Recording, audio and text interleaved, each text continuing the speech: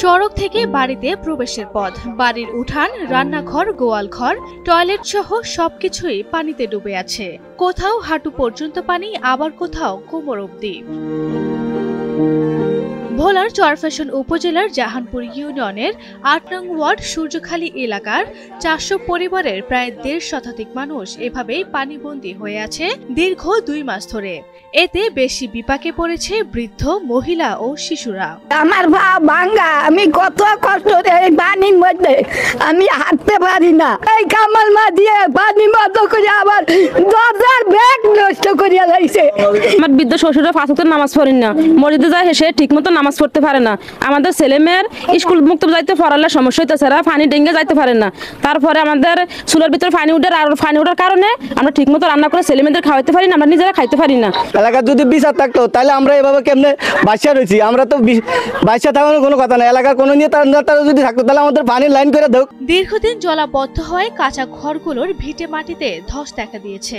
অনেকের ঘরে চুলা জ্বলছে না, শিশুরা ঘর থেকে বের হতে পারছেন না, বন্ধ হয়ে আছে স্কুলে যাওয়া।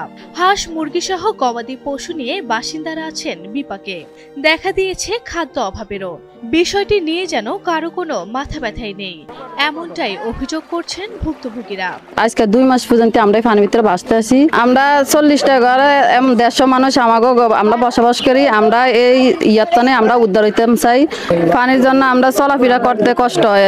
পানিবন্দী বাসিন্দাদের অভিযোগ, তাদের পার্শ্ববর্তী কামাল মাঝি, ফিরোজ মাঝি ও হিরণ মাঝি বর্ষায় সৃষ্ট পানি প্রবাহের পথ বন্ধ রাখায় তারা এমন জলাবদ্ধতার সমস্যায় পড়েছেন।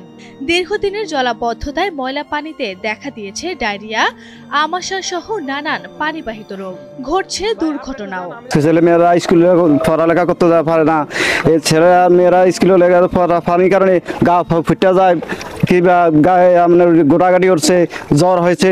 গায়ে জ্বর টর আমরা কোনো বাইরেতে মিলে পারি না, যে কোনো মেম্বার চেয়ারম্যান কেউ যে আমাকে এটার কোনো প্রতিকার নেয় না, কোনো যে কে যে আমাকে উদ্ধার করে কোনো মানুষ নেই। আমাকে এই দেশ কে চালায়? আমাকে এই দেশে আমাকে এই পানির ব্যাপারে আমাকে এটা তাড়াতাড়ি আমাকে উদ্ধার করেন। তবে এই অভিযোগ অস্বীকার করে কামাল মাঝি। বলেন, তিনি পানি প্রবাহের পথ আটকে রাখেননি। পানি আমি করি না, যে আমরা দেখবেন আমার আটকে রাখছে হিরণ আর নীরব। আমার সাক্ষী প্রমাণ যদি জায়গায় যা প্রমাণ করে যে আমার পিছনে আমার বিচার হবে। এই নোংরা পরিষ্কার করছে আমার যে অগ্রসর পার্টি যারা, এরা কিন্তু সামনে পানি বান দিয়ে ধরিয়া রাখছে। আমার এক ভাই সহ, আমি বাড়ি করছি ৪ বছর হয়েছে, ওরা বাড়ি করছে গেছে বছর। আমাদের ইউনিয়ন বিএনপি সভাপতি জাহাঙ্গীরের কাছে আসছিল, উনি আবার এটা আমার কাছে দায়িত্ব দিয়েছিল যে তুমি এটা দেখো তোমার এদিকে। পরে আমি সহকারে সেখানে পাইপ মানে ড্রেন করে বইতে যাওয়া, কিন্তু ওদের বাড়িতে মানে কিছু উচ্ছৃঙ্খল ব্যক্তির জন্য এক বড় ধরনের একটা দুর্ঘটনা ঘটে আমার সামনে। সেজন্য আজকে 2 দিন আগে টাকা পানি অটোমেটিক যাইতো, আজকে এই দুর্ঘটনার কারণে 2-3 দিন লেট হয়েছে। অতি বর্ষণের কারণে পরিবারগুলো পানিবন্দী অবস্থায় আছে।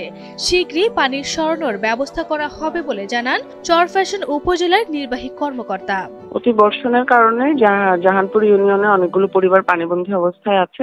এটা আসলে আমাদের যে কালভার্ট বা ড্রেন বন্ধ হয়ে যাওয়ার কারণে এই সমস্যা হয়েছে।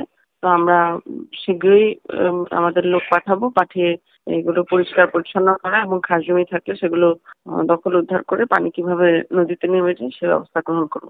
এই অবস্থায় দ্রুত পানি নিষ্কাশনের ব্যবস্থা নেয়ার দাবি এলাকাবাসীর।